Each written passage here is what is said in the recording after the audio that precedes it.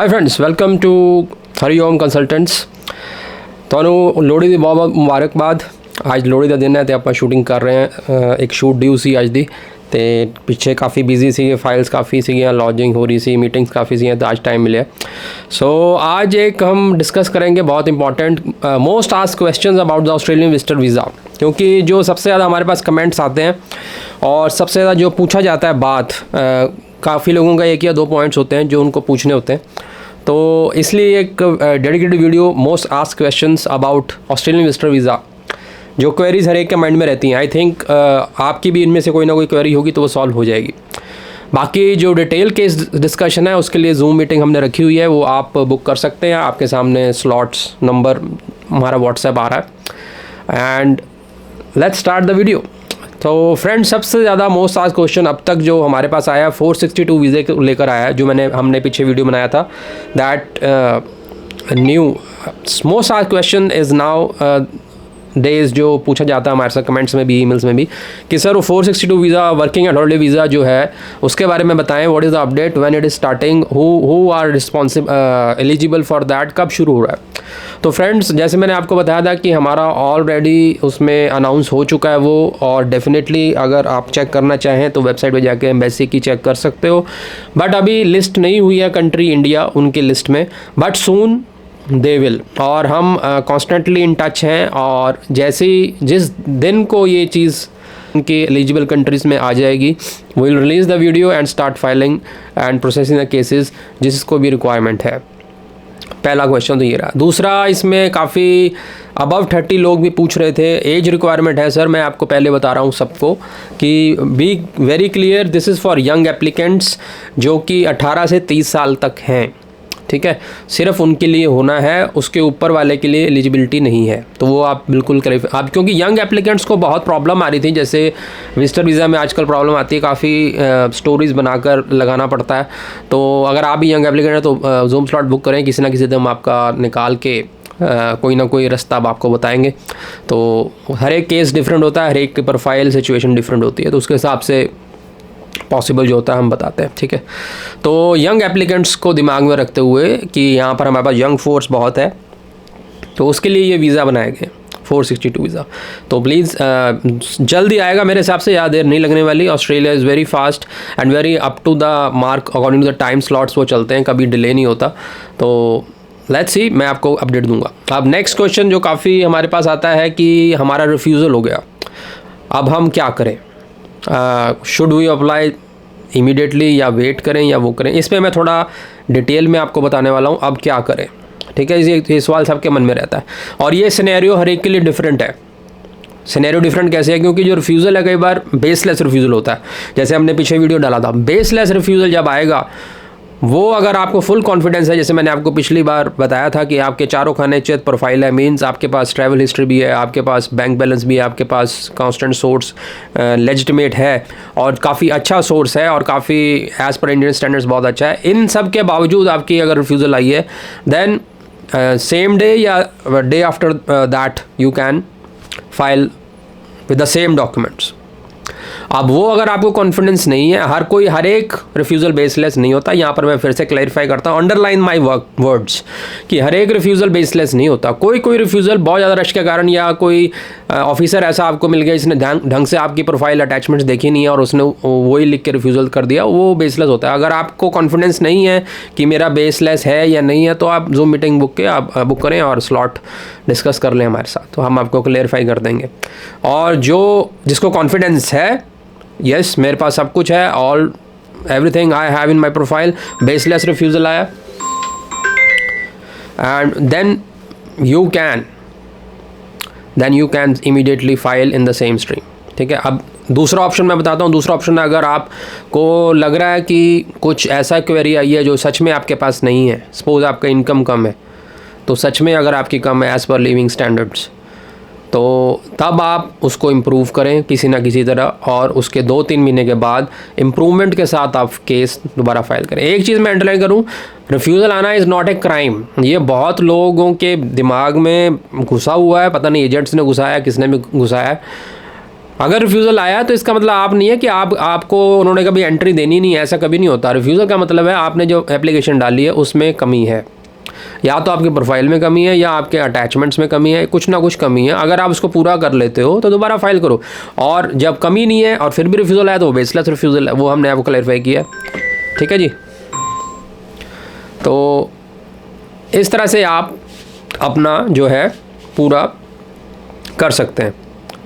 ठीक है, तो नेवर एवर गेट कंफ्यूज्ड और कि रिफ्यूज़ल आ गया अब तो काम बिगड़ गया, अब तो वीज़ा नहीं मिलने का, ऐसा कुछ नहीं है। केस डिस्कस करें, हमारे पास रिफ्यूज़ केसेस भी आते हैं, उनको हमने वीज़ा दिलवाए। ठीक है ना, बट थिंग इज़ कि इम्प्रूवमेंट होनी चाहिए।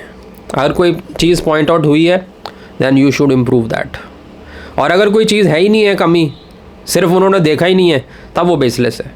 तो मैंने आपको क्लैरिफाई कर दिया। उसके अलावा कुछ केसेस ऐसे भी होते हैं कि आपका पॉसिबिलिटी नहीं है, आपके पास प्रॉपर्टी नहीं है, तो प्रॉपर्टी कहाँ से लाओगे? वो कहेगा जी हमारे पास है ही नहीं, हम क्या करें? ठीक है, तो उस केस में स्ट्रीम्स बदल के भी काम हो जाता है। अब विजिटर वीज़ा में 4 स्ट्रीम्स हैं। ठीक है जी, there are 4 streams in visitor visa. अब अगर एक स्ट्रीम में आपका रिफ्यूज़ल आया सो इट इज़ पॉसिबल कि आप दूसरी स्ट्रीम में फ़ाइल करें, अगर आपकी एलिजिबिलिटी बनती है। वो हम आपको बताएंगे कि दूसरी स्ट्रीम में आपका स्कोप बन रहा है या नहीं बन रहा। वो एज इट इज़ मैं नहीं कह सकता कि आपका विजिटर वीज़ा में अगर आया आप दूसरी स्ट्रीम में उठा के कर दो। दूसरी स्ट्रीम का भी आपके प्रोफाइल के साथ मैचिंग देखनी पड़ेगी। अगर है तब हम सजेस्ट करते हैं कि यस आप दूसरी स्ट्रीम में करिए, आपका फ़ायदा होगा। और अगर नहीं बनता कुछ देन वेट, फिर विजिटर वीज़ा में ही अपना प्रोफाइल इंप्रूव करके उसको करें। ठीक है, तो ये मोस्ट आस्क क्वेश्चन था कि रिफ्यूज़ल आ गया तो हम क्या करें। तो डोंट बी अपसेट, रिफ्यूज़ल आने के बाद भी एक्सेप्टेंस आती है, बशर्ते ऐसा है कि अगर कोई पॉइंट आउट हुआ है जेन्युइन रीज़न तो उसको इम्प्रूव करो, और वो अगर इम्प्रूव नहीं हो सकता है तो स्ट्रीम चेंज करो। स्ट्रीम तब चेंज करनी है जब आपकी एलिजिबिलिटी उसके लिए बनती है, ऐसे ही आँख बंद करके स्ट्रीम चेंज नहीं करनी। ठीक है फ्रेंड्स, तो ये मैंने आपको बताया। अब तीसरा एक क्वेश्चन 408 टेम्परेरी एक्टिविटी वीज़ा है। ये काफ़ी लोगों को मालूम नहीं है, हमने इस पर डेडिकेटेड वीडियो बनाया था। इसके लिए मैं फिर से आपके लिए 6 स्ट्रीम्स हैं इसके अंदर, देयर आर 6 स्ट्रीम्स इन 408, और इसका आप फ़ायदा उठाकर जा सकते हैं। इनमें से कुछ स्ट्रीम्स ऐसी हैं जो कि इवन आपको सिर्फ एक support letter from the Australian चाहिए, आप पढ़े लिखे भी नहीं हो, आप एक डोमेस्टिक हेल्प की तरह जाना चाहते हो वहाँ पर। ये मैं आपको बता दूँ, ये उन लोगों के लिए जो आइल्स भी नहीं करना चाहते, पढ़े लिखे भी नहीं है, and just they want to go abroad and settle down, तो उनके लिए बहुत अच्छा ऑप्शन है 408। But one condition is there, वो आपको फुलफ़िल करनी है कि वहाँ से ऑस्ट्रेलियन से एक सपोर्ट लेटर या एक स्पॉन्सरशिप लेटर चाहिए कि हमें इनकी ज़रूरत है डोमेस्टिक हेल्प की और हम उनको पे करेंगे। On the basis of that you can file 408 temporary activity visa. ये 3 महीने से लेकर 2 साल तक मिलता है। ठीक है, और ये आगे एक्सटेंड भी आप कर सकते हो। ठीक है, ये हो गया उनके लिए जो बिल्कुल डोमेस्टिक हेल्प करने को इंटरेस्टेड हैं और वहाँ पर करना चाहते हैं और इस तरह से जाना चाहते हैं। तो 408 एक बहुत ही बढ़िया वीज़ा है जिसका आप यूटिलाइजेशन कर सकते हो। वो आप कौन से में फ़िट होते हो, इसमें 6 स्ट्रीम्स हैं। एक मैंने आपको बताई डोमेस्टिक हेल्प, दूसरी अपने सिख भाइयों के लिए the one who do Gurbani, और जिन्होंने ये विद्या ली हुई है, जो रागी हैं या जिनको नॉलेज है, अभी रागी नहीं है बट इसके थ्रू भी आप जा सकते हैं। वहाँ से आपको सिर्फ अपने विक्टोरिया या वहाँ से गुरुद्वारा के हेड ऑफ द कमेटी से सिर्फ आपको एक सपोर्ट लेटर या स्पॉन्सरशिप लेटर चाहिए कि on the basis of that you can file for 408। हमने किए भी हैं ये वीज़ाज़ और ये आपको मिल जाता है। रीज़न बीइंग इसमें एप्लीकेंट्स कम होते हैं, तो this is a very good option. अगर इसकी मैंने रिक्वायरमेंट आपको बता दी, हर कोई नहीं कर सकता 408 में। 408 में आपको प्रॉपर ऑस्ट्रेलियन तरफ से सपोर्ट लेटर या स्पॉन्सरशिप लेटर चाहिए होता है हर एक में, इसके बिना नहीं कर पाओगे, वो चाहिए होगा। एक और इसमें स्ट्रीम आती है वो स्टूडेंट्स के लिए, अगर आप short term research project universities में सर्च करके वहाँ से ले लेते हो, आइदर वो पेड है या जैसे भी अगर आप वहाँ से एक लेटर ले लेते हैं कि हमारे पास शॉर्ट टर्म प्रोजेक्ट है and you can avail this facility, you can come for short term project, उस पर भी आपको 408 वीज़ा मिल जाता है। सो 408 को हमने डिटेल में बताया हुआ, आप चेक कर सकते हैं। This is another good option जब तक वर्क एंड हॉलीडे वीज़ा नहीं आता। बाकी एज लिमिट इसमें कोई नहीं है, 18 साल की आपकी मिनिमम रिक्वायरमेंट है, उसके ऊपर चाहे आप जितने भी हैं उसका कोई इशू नहीं है, you can apply. The only thing is you require sponsorship letter और letter of support. Letter of support मिलेगा तो सिर्फ 3 महीने का मिलेगा वीज़ा। अगर स्पॉन्सरशिप लेटर मिलेगा आपको then up to 2 years you can have it on 408 और वहाँ पर आप रह सकते हो, ठीक है। तो इस तरह से दिस इज़ अनदर ऑप्शन। ये मोस्ट सॉर्ट आउट क्वेश्चन हैं जो पूछे जाते हैं। बाकी जो छोटे मोटे आपकी जो प्रोफाइल स्पेसिफिक जो क्वेरीज़ हैं वो हर एक के लिए कॉमन नहीं होती हैं, वो आप जब प्रोफाइल डिस्कस करेंगे तभी होगा।